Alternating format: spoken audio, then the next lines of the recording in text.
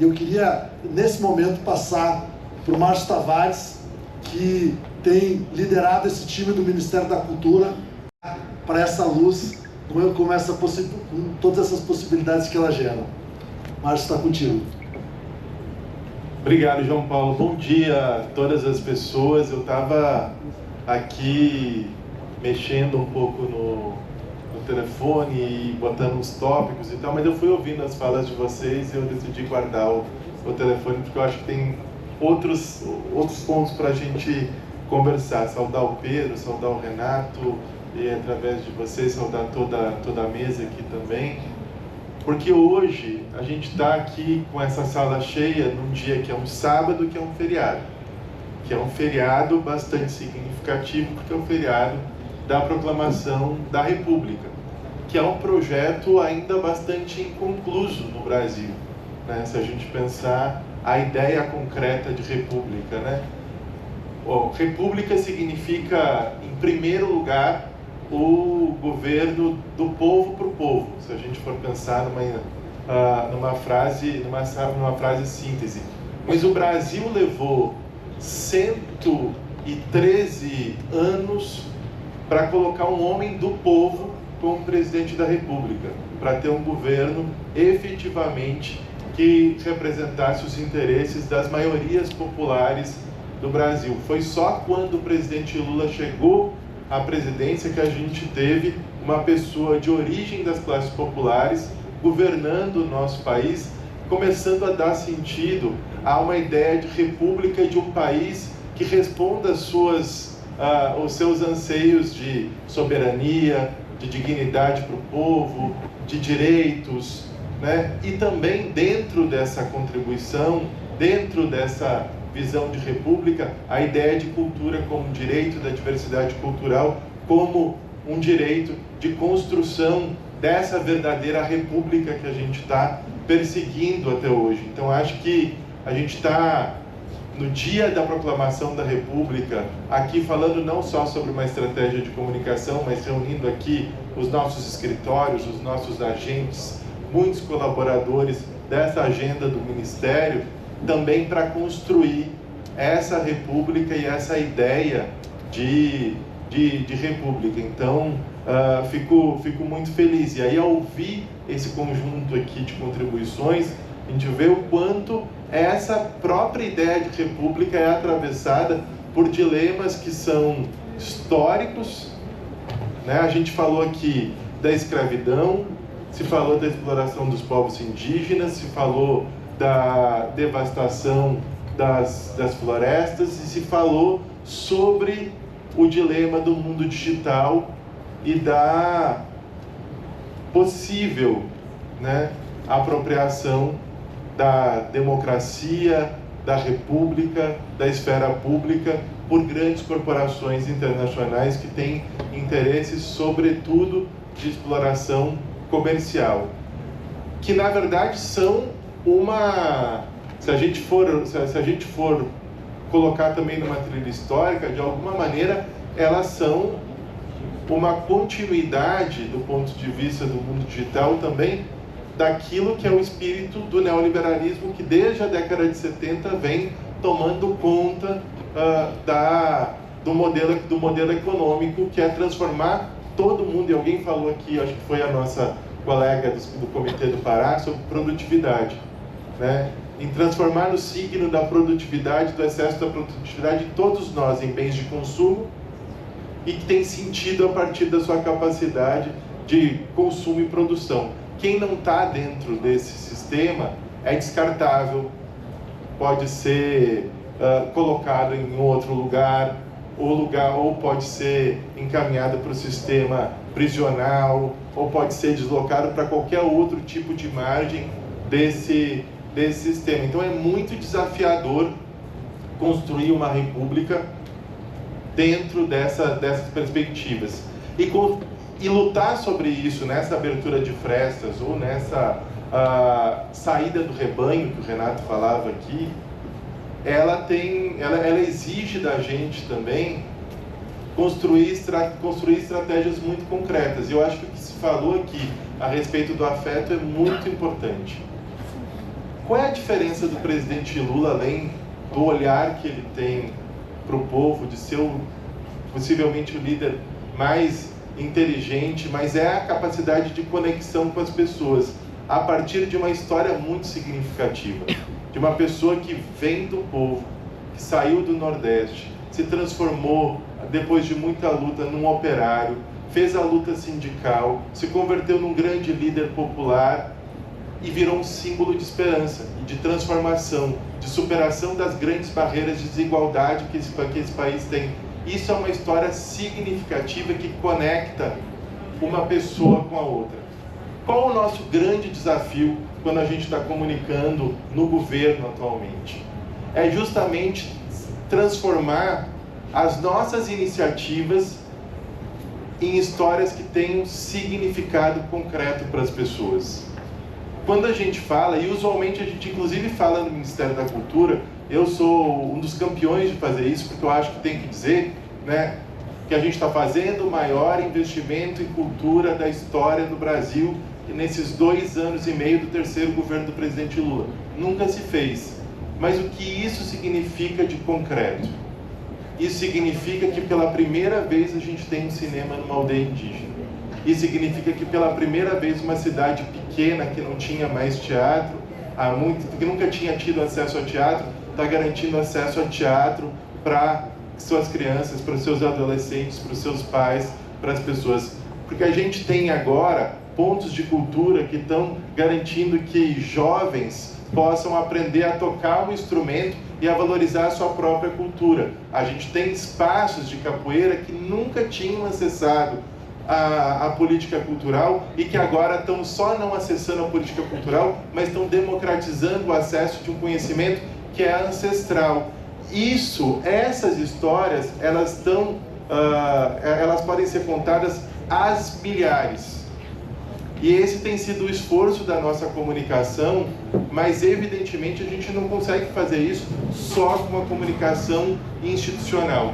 Se a gente não tiver agentes que sejam capazes de estar no território e compreender o quanto essas histórias, que são histórias de transformação e são histórias significativas, são histórias que mudam a vida das pessoas, que tocam o afeto delas, que tocam o coração e que demonstram a importância. A primeira vez que chega um livro numa biblioteca, ou que Minha Casa Minha Vida passou a ter uma biblioteca, ou que agora vai ter um Céu das Artes, equipamentos, né, habitacionais que eram pensados até ontem sem a dimensão social e que passam a ter, e que isso muda a vida das pessoas, ou as pessoas que estão passando a ter acesso na escola a contato com os artistas, com os autores. E eu estou falando aqui de uma série de... Tudo isso que a gente está falando, que eu estou falando aqui, são políticas públicas do Ministério da Cultura. E são políticas públicas que ou foram reativadas desde 2023, ou que foram criadas desde 2023, e que estão impactando a vida das pessoas, e muitas vezes a gente não consegue contar essas histórias a partir da perspectiva individual e transformadora. Porque se eu falar que tem 30 bibliotecas já inauguradas em condomínios do Minha Casa Minha Vida, é muito diferente do que um agente ir lá no Minha Casa Minha Vida e conversar com um menino, com a menina ou com uma mãe que estão usando e vivenciando desse equipamento e a importância que ele tem. Isso é muito diferente, porque você está falando não só, como disse o Renato aqui, com a racionalidade da cabeça. A gente está começando a comunicar com o coração, com o sentimento, demonstrando claramente que as políticas que nós estamos desenvolvendo, e que todos os agentes aqui são guardiões, fomentadores, articuladores, impulsionadores, são também um instrumento de transformação concreta da vida das pessoas, que elas oferecem uma contribuição real, e que isso é o que muda a vida, que muda a perspectiva, que cria consciência, que cria cidadania, que gera desejo. Porque se as pessoas não conseguirem ter desejo a respeito das políticas né, isso não virar uma demanda concreta de reivindicação da população, porque elas sentem aquela mesma experiência, aquela mesma biblioteca, ou aquele mesmo equipamento de cultura, ou aquele mesmo ponto de cultura, ela quer na sua comunidade, as pessoas ficam muito sujeitas ao discurso do outro lado, que é o discurso do medo. Esse discurso aqui, do toque, da história significativa, é um discurso da esperança, que é o que o neoliberalismo e a extrema-direita combate, porque com eles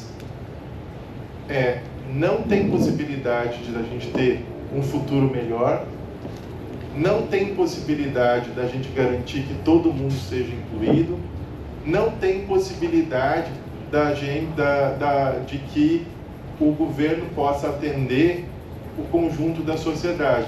E por isso todo mundo é ameaçado por todo mundo. Mas, sobretudo, aqueles que estão em situação privilegiada são ameaçados por aqueles que estão de baixo, pelos pobres, pelos pretos, pelos povos indígenas, e que precisam ser violentados, e que tem a sua, como disse o Renato aqui, a violência justificada a partir disso. É contra esse discurso, é contra essas histórias, que também são muito fáceis de ser contadas. A história da esperança ela é mais difícil de ser contada. A história do medo ela é mais simples, ela é mais direta, ela toca, porque as pessoas constantemente estão sob pressão sobre se vão chegar no final do mês, se vão conseguir ter perspectiva, se o filho vai conseguir acessar. Então as pessoas estão constantemente sujeitas ao medo.